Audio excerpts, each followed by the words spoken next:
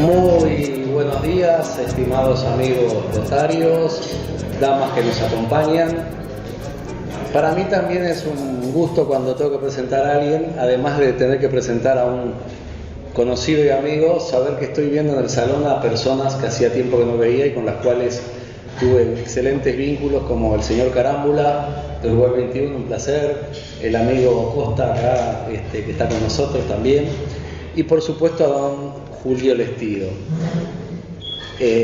Yo fui presidente de la Cámara de Industrias, lamento no haber tenido la oportunidad de compartir experiencias junto con Julio como presidente de la Cámara de Comercio y Servicios, porque ustedes saben que hay varias actividades que las dos cámaras son las que representan al país en muchos ámbitos. Aclarando estos conceptos que para mí son importantes porque los parientes se nacen, los amigos se eligen, quiero aclarar de que don Julio Lestido obviamente es director de Lestido Sociedad Anónima, conocida empresa en el rubro de vehículos, es el director de Silvercat, presidente de la Comisión de Seguridad de la Cámara Nacional de Comercios y Servicios, presidente de la Cámara de Importadores de Armas y Municiones del Uruguay, miembro del capítulo 284 de ASIS Uruguay, secretario de la Asociación Uruguaya de Coleccionistas de Armas y Municiones. Acá claro también que nos une la misma pasión, los dos somos coleccionistas, los dos nos gustan las armas, pero las armas como un sentido civilizado, práctico y no para cometer barbaries como a veces vemos en el mundo.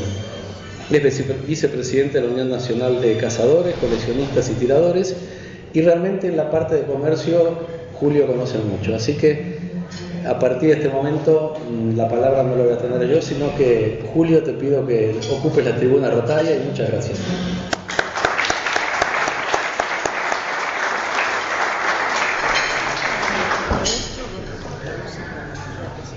Muchas gracias.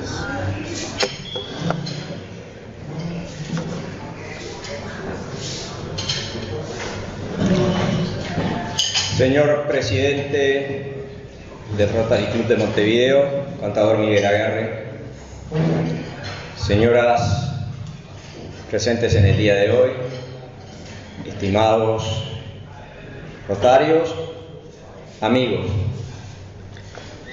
lo primero que quiero hacer es agradecerle a Washington que me haya invitado a participar en el día de hoy, a comentarles un poco lo que nosotros estamos viendo de la Cámara, lo que está pasando con el comercio.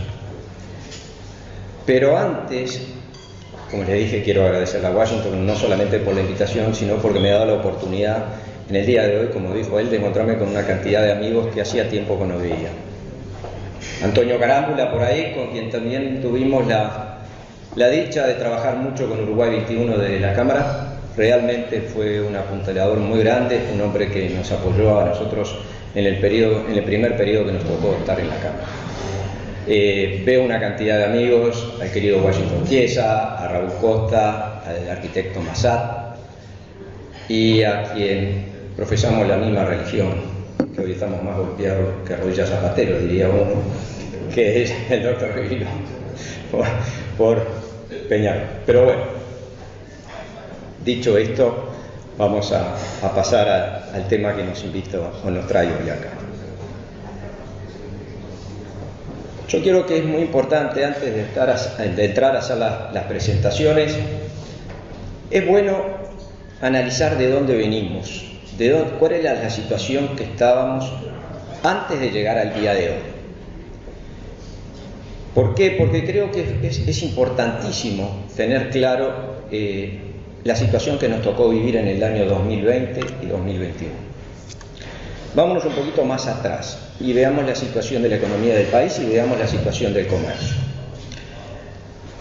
Desde el punto de vista de la economía, allá 2019, el crecimiento ya era muy bajo. Veníamos de crecimientos muy grandes, 2014, y el país empezaba a enlentecerse desde el punto de vista económico o entrar en un declive.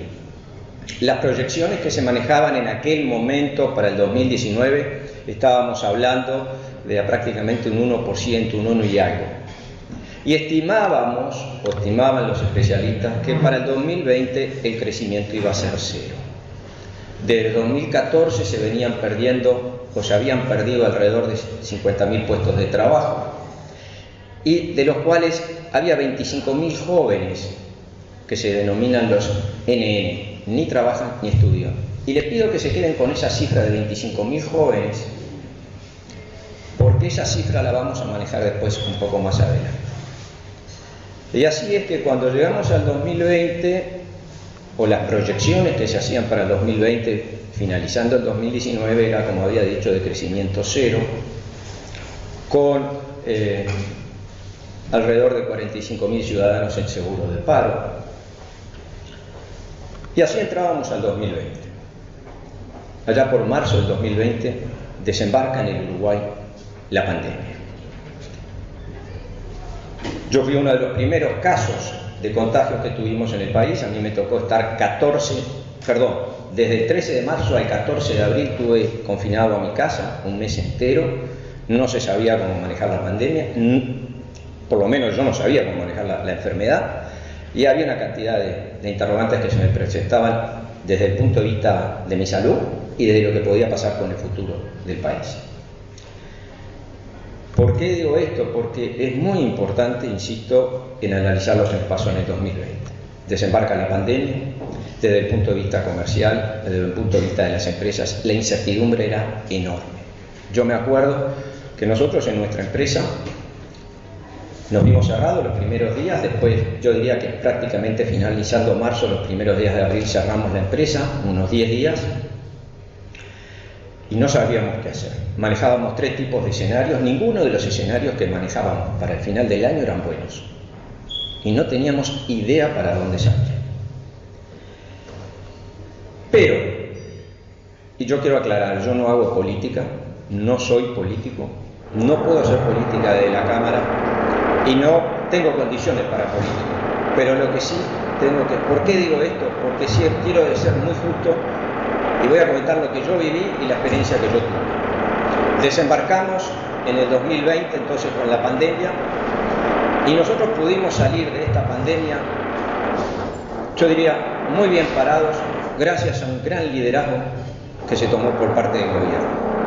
Evidentemente, tengo que ser claro, honesto, que ahí el gobierno se puso al firme, se puso al frente de la situación y llevó adelante el manejo de la pandemia, con un mensaje claro y con una muy buena comunicación.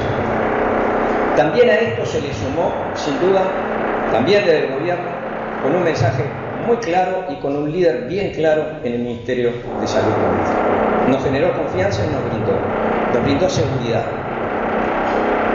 Pero también es justo reconocer que cuando nosotros empezamos a trabajar y se nos venía arriba lo que se llamó la 9ª ronda de consejos de salarios, todos los agentes involucrados, las cámaras empresariales, el Ministerio de Trabajo en su momento y el PIT-CNT concretamente, todos entendimos que lo prioritario no era el salario, sino la defensa de los puestos de trabajo. Y eso habla muy bien de lo que fue todos nosotros, de lo que fue las conversaciones que se llevaron adelante. Eso permitió establecer rápidamente lo que se llamó la Ronda 9, un periodo puente. O sea, que lo que hicimos fue de alguna manera congelar la situación que estaba desde el año en el 2020 y se trasladó y se generaba un periodo puente donde sí había, no voy a entrar en mucho en detalles, pero había 2 categorías para las empresas que estaban en mejores condiciones, o sectores, no empresas, que podían estar en mejores condiciones. Iba a haber un aumento del 3% a partir de enero del 21, y para aquellos sectores que no estaban en mejores condiciones, eso se evaluaba de acuerdo a la planilla de diciembre, que es un poco un mecanismo un poco raro y complicado, entraba en vigencia a partir del 1 de abril. Entonces, ¿y por qué digo esto? Porque cuando hablo de liderazgo, las autoridades del gobierno entendieron que la salida de esta situación o de esa situación que estábamos viviendo era a través del sector privado, era a través de las empresas del país. Entonces siempre se buscó que el motor no se parara. El motor llegó, como hablamos en términos mecánicos, a un punto de ralentí, prácticamente a un punto muerto, pero no se llegó a parar el motor. Eso permitió sin duda que la economía, golpeada sí, pero que siguió funcionando. Eso nos permitió recuperarlo lo más rápido posible. Entonces, ¿por qué digo esto? Porque es importante saber dónde estábamos parados y hacia dónde, cómo fuimos saliendo del tema. Llegamos recién entonces a finales del 2021 o mediados del 2021 y ya empezamos a ver una recuperación importante. No nos olvidemos que, como dije, diciembre del 2019 teníamos 45.000, alrededor de 45.000 a 50.000 uruguayos en seguro de desempleo. Marzo, abril, mayo del 2020, prácticamente 6 meses, o un poco menos, llegamos a 180.000 uruguayos en seguro de desempleo. Esto fue enorme. La situación nos desbordaba. Nosotros veíamos en las cámaras, las empresas nos venían a plantear todo tipo de medidas y todo tipo de situación para poder salir para que ellos pudieran de alguna manera enfrentarnos. Y las medidas se tomaron, se usaron fondos de garantía, dieron préstamos no reintegrables, se buscaron soluciones, hicieron rebajas de los aportes patronales. En definitiva, se contempló la situación del sector privado, que eso permitió que el sector privado siguiera funcionando. Entonces, eso permitió ya con un proceso de vacunación bastante avanzada que mediados de 2021 la economía empezara a repuntar. Y el sector productivo empezó a funcionar. Volvimos no a los niveles de prepandemia, pero casi sobre fin de diciembre del 2021, podríamos decir que algunos sectores ya habían recuperado su situación prepandemia. Sin duda, hubieron sectores que quedaron muy golpeados y que todavía hoy están empezando a recuperarse. También es verdad, y lamentable decirlo, que con esto hubieron empresas que quedaron en el camino, pero el riesgo se minimizó lo más que se pudo. Y eso es muy importante. Es muy importante porque esto creo que nos permitió una recuperación bastante acelerada. Ahora bien, ya estábamos finalizando 2021, digamos que llegamos a niveles, en términos generales, a los niveles de prepandemia, incluso hasta a nivel del tema de empleo. Estábamos en niveles que casi llegábamos, hoy estamos en aproximadamente la misma cifra de desempleo o de gente en seguro de paro que teníamos antes de la pandemia. Y todos esperábamos que el 2022 fuera el año que dijimos, bueno, ahora arrancamos ya nos estabilizamos y arrancamos la etapa de crecimiento. Estamos creciendo, es una realidad, estamos creciendo. Pero nos pasaron algunas cosas.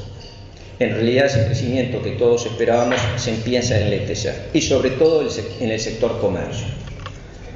Producto de varias cosas. En primer lugar, cuando vemos el contexto mundial, ¿qué es lo que está pasando a nivel mundial? Y ahora sí voy a pasar. Acá podemos ver un índice que hicimos en la cámara y, bueno, los que están muy lejos no van a poder ver las cifras, pero ese pico grande hacia abajo, evidentemente, estamos hablando del segundo trimestre del 2020, y ya estamos viendo, si ustedes ven, que tenemos un pico sobre la media esa que marcamos nosotros, que es un índice. Allá por el último trimestre, segundo trimestre, tercer trimestre y cuarto trimestre del 2021 ya vemos una recuperación. Como podrán ver, primer trimestre del 2022 empieza a mesetarse la situación. Y como les dije yo, para el cierre de 2021 la economía uruguaya recuperaba los niveles de prepandemia. Sin embargo, como también les comentaba, el proceso de recuperación en el 2022 se empieza a enlentecer. Y lo que vemos, y eso es importante, estimamos que para los próximos meses la recuperación siga creciendo. Estamos estimando que va a haber un crecimiento que puede andar en el orden del 2%, un poquito más tal vez, algunos están hablando del 3%, nosotros estamos viendo que los últimos impactos pueden incidir un poquito en forma negativa, pero bueno, estamos viendo un crecimiento. Y la cantidad de empresas y puestos de cotizantes en el EPS, si bien se recupera, empezamos con niveles de estancamiento ahora. ¿Por qué? Y es lo que vamos a ver ahora. Esto es lo que pasaba en la economía, o lo que pasa en la economía uruguaya ahora. A ver, quiero ser muy claro, estos son números muy grandes o conceptos muy grandes, genéricos, ¿no? Y lo que nosotros vemos de la Cámara de Comercio. Y ahora vemos, ¿no?, que podrán ver ustedes que en el segundo, repito los números, evidentemente los que están allá en el fondo no van a ver nada, pero les comento, cuando ustedes ven los números positivos del orden del 5,4 y del 1,4, eso fue el crecimiento que se obtuvo en el tercer trimestre del 2021 y en el tercer y cuarto trimestre del 2021 y primer trimestre del 2022. Ya en el segundo trimestre del 2022 estamos teniendo una caída del 5% en lo que tiene que ver en la actividad comercial, en las ventas reales. Acá están diciendo lo mismo, vemos una caída, como les dije, una contracción generalizada de las ventas por rubro. Y acá nosotros hicimos una encuesta que la hacemos con equipos consultores, se encuestan alrededor de 400 empresas y de los rubros fueron alrededor de 15 rubros encuestados, de los cuales 11 atravesaron un escenario o están atravesando un escenario de menor actividad. Pero lo que es importante es el optimismo que tiene el empresario uruguayo y el comerciante uruguayo. Ellos estiman que para el segundo trimestre del año el 45% de esas 400 empresas encuestadas estiman que van a tener un crecimiento en sus ventas. Sin embargo, hay señales que recibimos de la región que no son buenas. Y acá me quiero detener porque lo que nos está pasando hoy con la situación argentina es grave y muy grave. Para que tengan una idea, hay un estudio, supongo que ustedes lo han leído, se dio incluso a la prensa, hecho por la Universidad Católica en Salto. Hoy, Concordia, o dicho de otra manera, la ciudad de Salto se encuentra un 173% más cara que la ciudad de Concordia. Repito, 173% más cara que la ciudad de Concordia. Salto hoy tiene casi el 30% de desocupación. O trabaja, dicho de otra manera, el 28% de la gente ocupada en Salto trabaja en forma informal. Y las ventas han caído un 30%. Con este panorama es muy difícil poder tener una actividad comercial en Salto. Lo mismo o muy parecido pasa en Paysandú y lo mismo o muy parecido, tal vez con números un poco distintos o no tan importantes como esto, puede pasar en la zona de Fraiventos. Si nos vamos para el lado, a la frontera con Brasil, los números no son tan grandes, pero evidentemente la disparidad con Brasil es muy importante. O sea, ahí está pegando en el comercio, ahí donde vemos una de las cifras, uno de los factores que el comercio hoy se está frenando. Si a eso le agregamos que producto de la diferencia que tenemos, que no solamente viajeros nuestros, turistas nuestros, uruguayos están viajando al lado argentino, y tomemos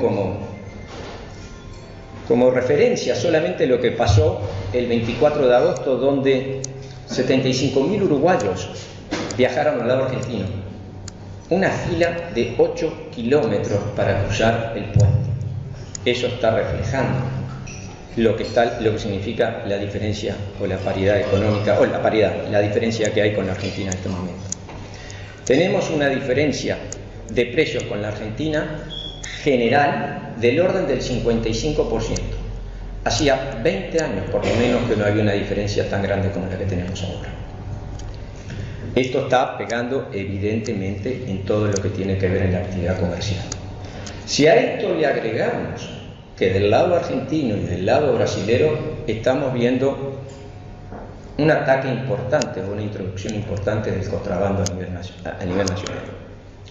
Estamos hoy ya, el contrabando, la mercadería que está entrando de forma ilegal, ya no está en la frontera, sino hoy la estamos teniendo en Montevideo. Hace poco tuvimos reuniones con el director de aduana y con la Intendencia de Montevideo y con distintas cámaras que se ven afectadas, lo que tienen que ver con alimentos y bebidas, ópticas, calzado y alguna otra más, donde estuvimos trabajando con ellos y estamos trabajando no es la primera reunión que tenemos, hemos tenido y mantenemos desde hace algunos años con la Intendencia de Montevideo y con la aduana reuniones para poder de alguna manera enfrentar esta situación. Debo reconocer que tanto como de la Intendencia como de la aduana han hecho todo el trabajo que está al alcance de ellos. Esto es muy difícil de atacar. Hemos presentado denuncias y cada una de las denuncias que nosotros presentamos a la Dirección Nacional de Aduanas, la Dirección Nacional de Aduanas actúa en consecuencia. Se han podido desbaratar contrabando, se han encontrado depósitos, pero bueno, la situación es muy dura. La diferencia es tan grande que el negocio hoy está dando por todos lados. Esos son uno de los temas que hoy estamos enfrentando en el comercio nacional. Entonces, frente a eso, ¿qué podemos decir? Que bueno, que estamos trabajando, que se está trabajando conjuntamente con las autoridades, que hemos armado un grupo de trabajo con los distintos centros comerciales del interior para poder elevarle al Poder Ejecutivo nuestros comentarios al respecto. Nosotros somos conscientes y lo hemos hablado con las más altas autoridades de gobierno, incluso la semana pasada nosotros estuvimos reunidos con el presidente de la República, está totalmente preocupado con el tema. Hablamos, me dijo concretamente, te vi en una entrevista que estuviste recorriendo el interior, hablamos del tema de una política de frontera, pero bueno, sabemos y somos conscientes de que no es fácil este tema y que no hay una solución, porque además distintos departamentos, a pesar de tener un problema en general, cada uno se comporta en forma distinta. Les pongo un dato nomás ahora que me vino a la memoria, para que tengan una idea. Los fines de semana, desde Tacuarembó, entre 3.000 y 4.000 personas viajan a Rivera a hacer compras. Es impresionante. Imagínense lo que impacta en el mercado de Tacuarembó, que 3.000 a 4.000 personas los fines de semana viajen a Rivera a hacer compras. Esto no lo digo yo. Esto yo fui a recorrer, me senté en el centro comercial de Tacuarembó y cuando me senté digo, muchachos, ¿cómo andan? Mal. ¿Qué les está pasando? Esto. Y el presidente del centro comercial de Tacuarembó dice, pasa esto y esto. ¿Y cómo lo arreglamos?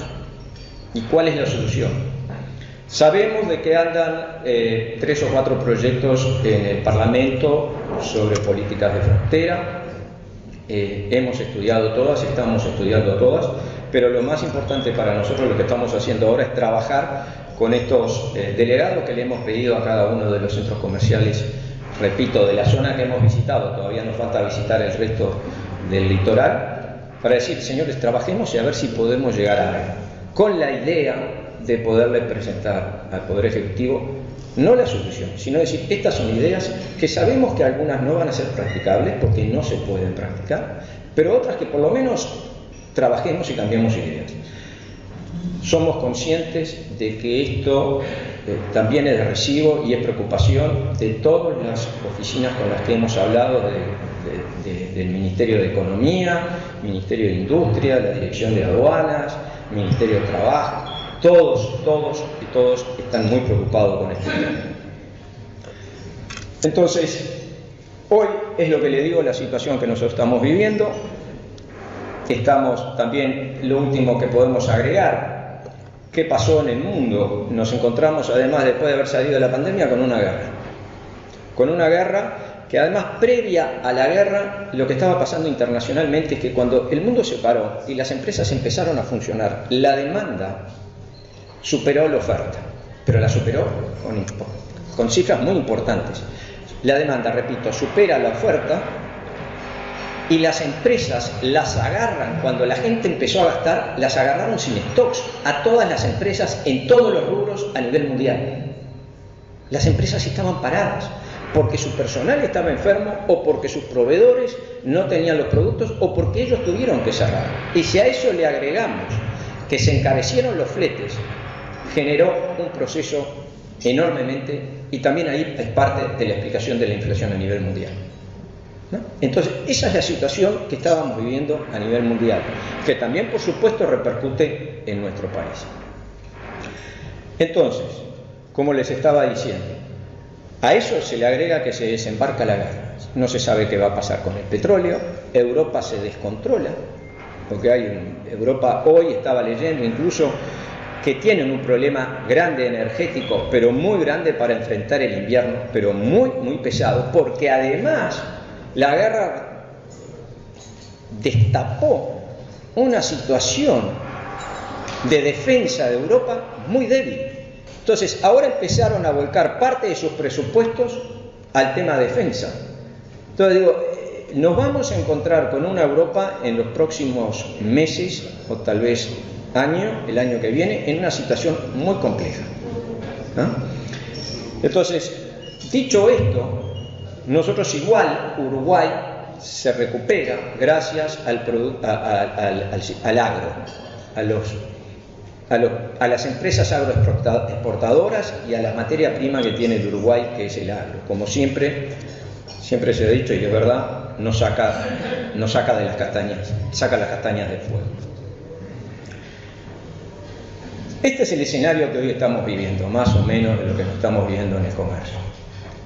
Nosotros decimos, bueno, ¿cómo encaramos el Uruguay para adelante y cómo podemos, cuáles son los cimientos que debe tener el Uruguay más allá de esta situación, diferencia de tipo de cambio y la situación que estamos viviendo, que debe tener el Uruguay para proyectarse y mantener su crecimiento, que permita que el Uruguay crezca y que su sociedad tenga una mejor calidad de vida? Para nosotros la Cámara hay 4 pilares fundamentales donde se va a apoyar la Cámara estos próximos años para construir lo que nosotros entendemos esa base que nos permita dar el crecimiento que todos queremos. Apertura comercial, eficiencia del Estado, seguridad social y educación y mercado de trabajo. Estos son los temas que entendemos nosotros, que además se entrecruzan, no es solamente apertura comercial y queda ahí encuadrado apertura comercial y solamente ese tema, y después, no, apertura comercial va con eficiencia del Estado, va con la seguridad social y también con la educación del trabajo. Y al revés, y para el otro lado, o sea que los podríamos cruzar y entrecruzar entre ellos. Por supuesto que hay otros temas, pero entendemos nosotros que estos son los 4 temas fundamentales, donde como Cámara Nacional de Comercio y Servicios nos vamos a apoyar para llevar adelante toda la acción en los próximos años para adelante. En apertura comercial, y voy a ir hablando de cada uno de ellos. Acuerdos comerciales.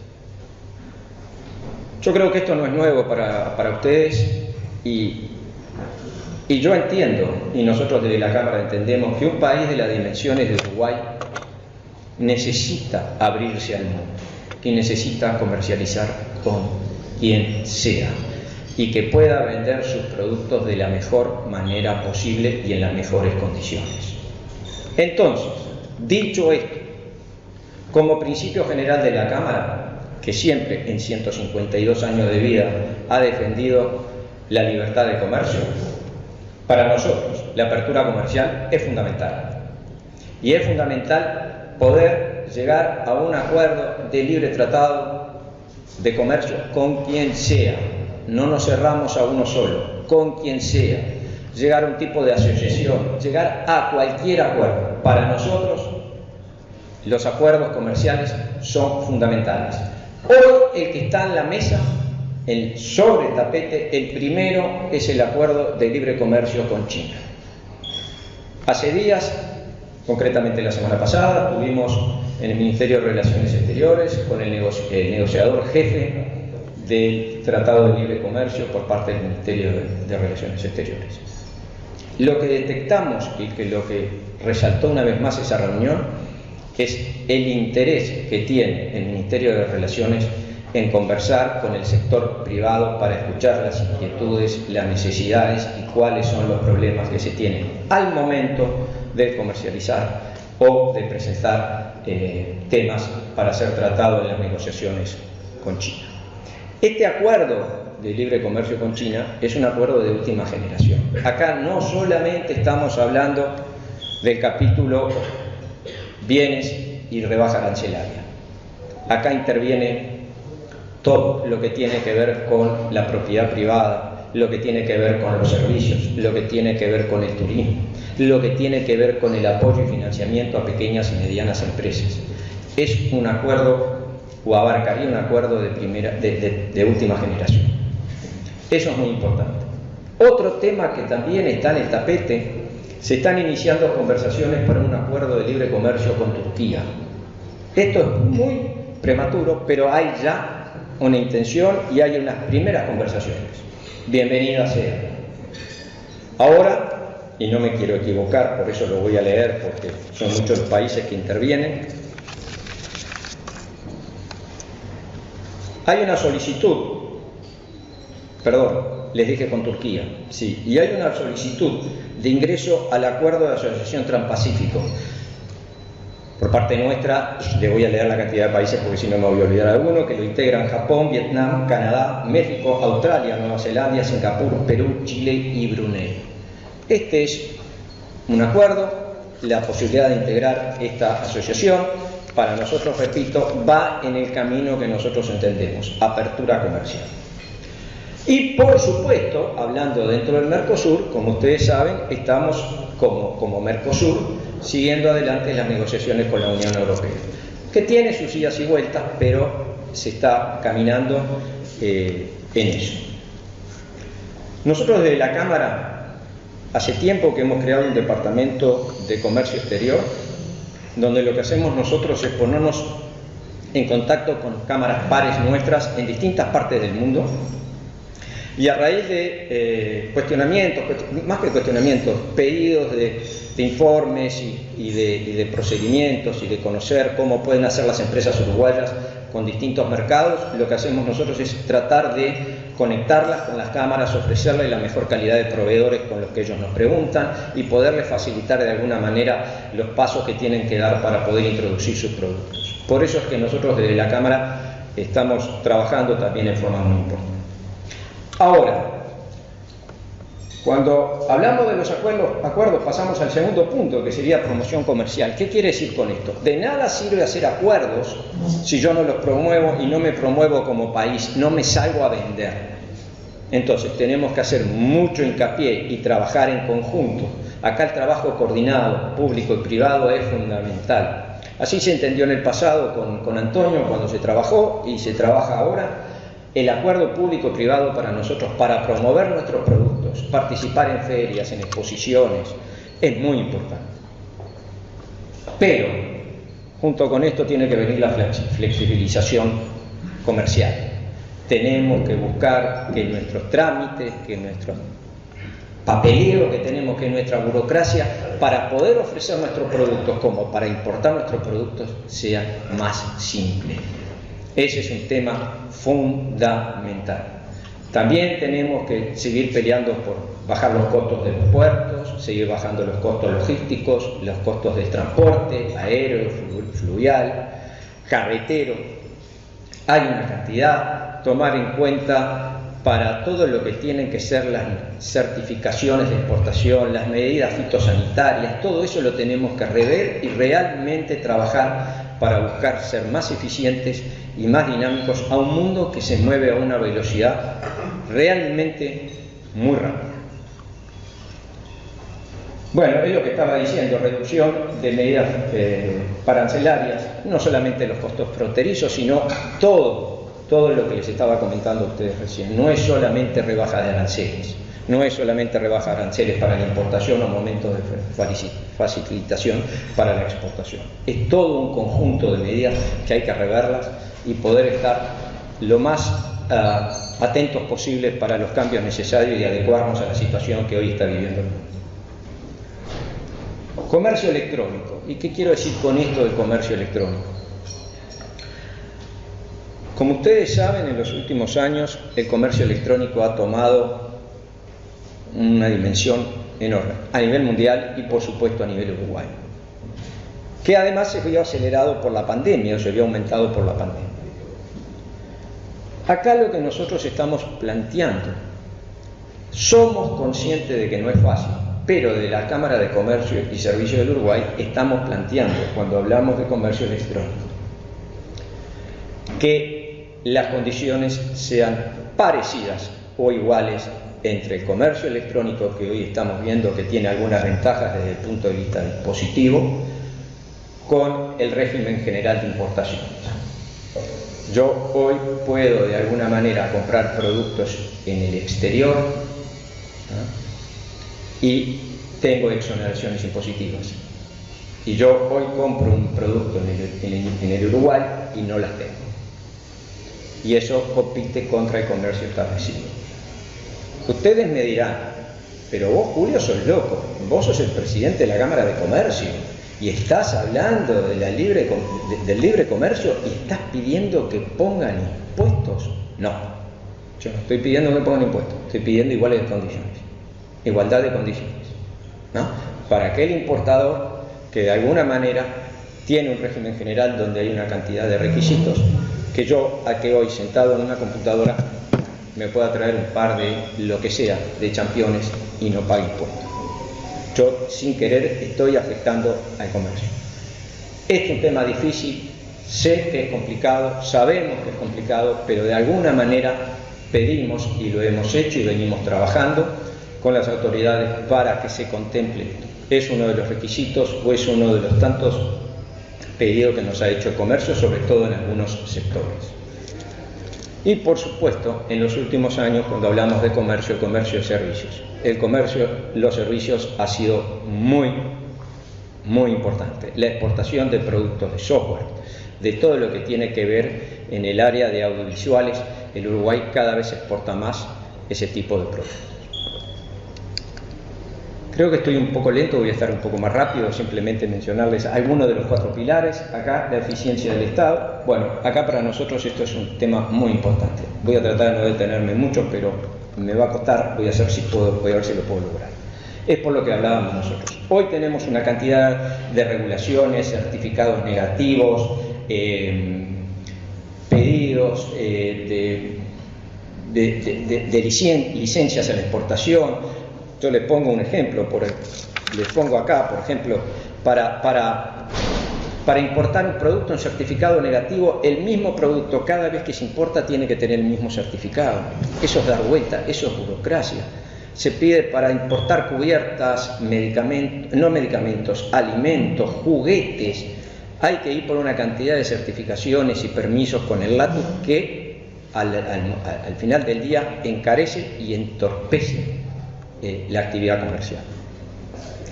Tarifas y mercados competitivos en servicios no transables, eso ya lo hemos visto, tratar de bajar.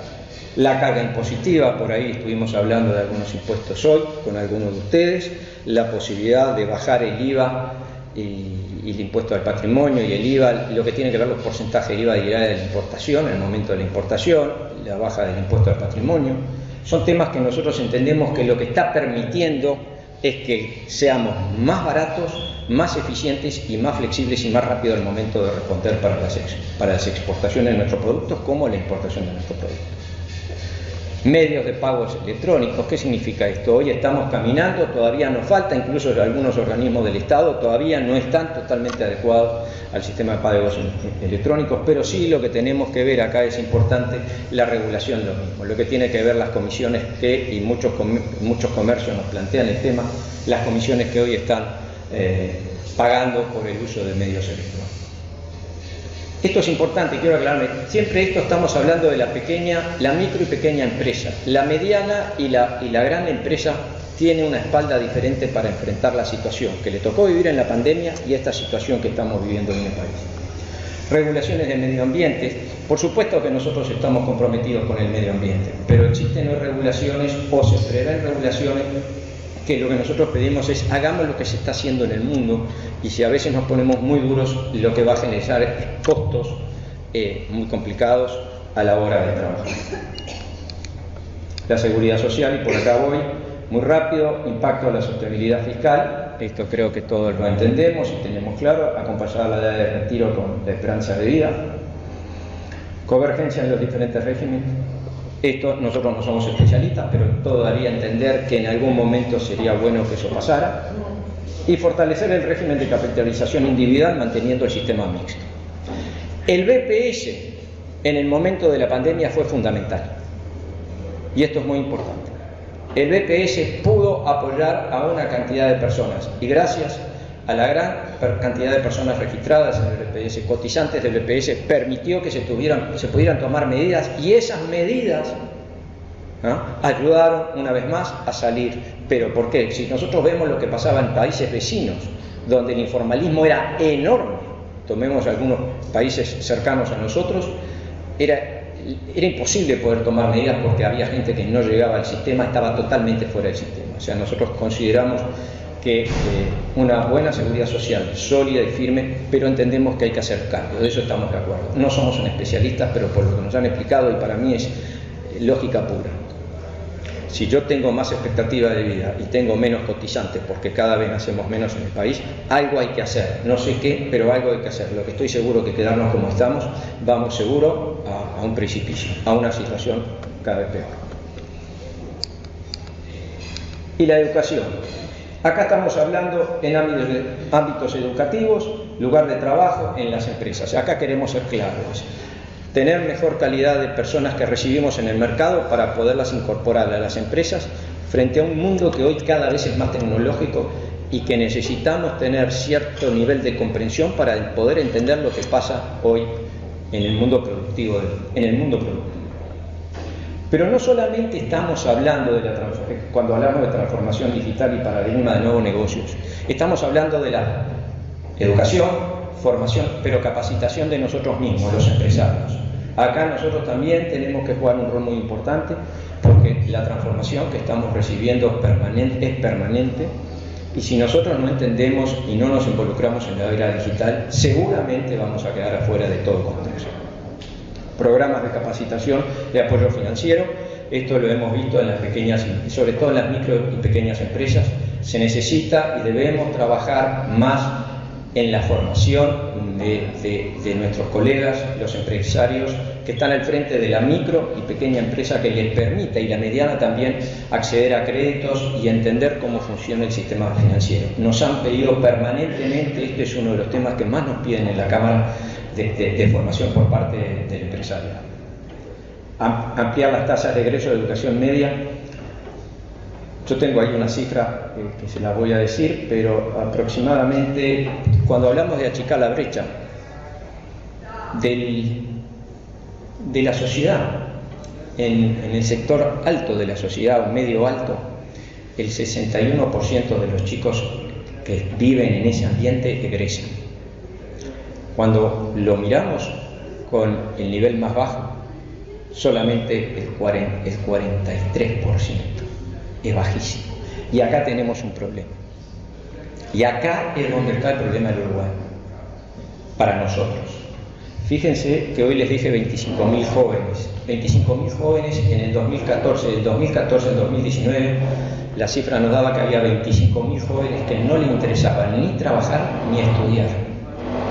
Repito, 25.000 jóvenes que no les interesaba trabajar ni estudiar. Estos jóvenes no van a ingresar al sistema de seguridad social, no van a ser cotizantes. Vamos a tener un problema, para ellos van a tener un problema porque no se van a poder insertar en el mundo laboral. Y esto no solamente genera un problema en la sociedad de todo tipo, económico, pero acá hay un problema de convivencia, acá hay un problema de seguridad. Esto es muy serio, acá tenemos que trabajar mucho todos.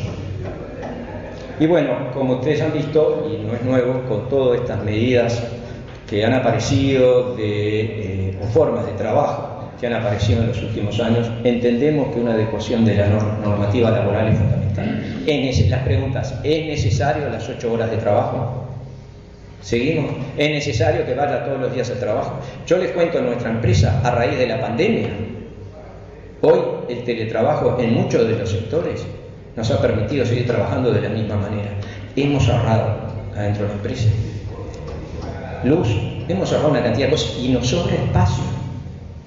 Hoy tenemos la misma cantidad de gente trabajando en distintos lugares y también aprendimos de que si mañana tuviéramos una catástrofe, que nos pasara algo de cualquier índole, se repitiera la pandemia, la empresa puede seguir trabajando porque los tenemos remotos. Entonces, frente a eso hay que legislar. El teletrabajo está y el teletrabajo genera problemas nuevos. ¿Dónde va a ser mi puesto de trabajo? ¿Cuántas horas estoy conectado? ¿Qué pasa con los accidentes laborales? ¿Se considera un accidente laboral estando trabajando en mi casa para el artículo? Hay una cantidad de cosas que se hablan, es un abanico de situaciones que se hablan, pero no da para darlo hoy. Esto es lo que yo quise comentarles a ustedes, contarles cómo está la situación, cómo vemos desde la Cámara, y quiero terminar con un mensaje que es lo siguiente.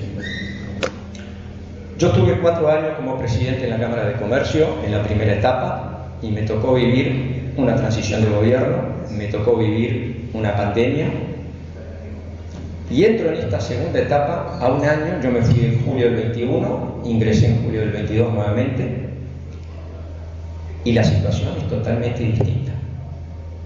Totalmente distinta e igual de compleja.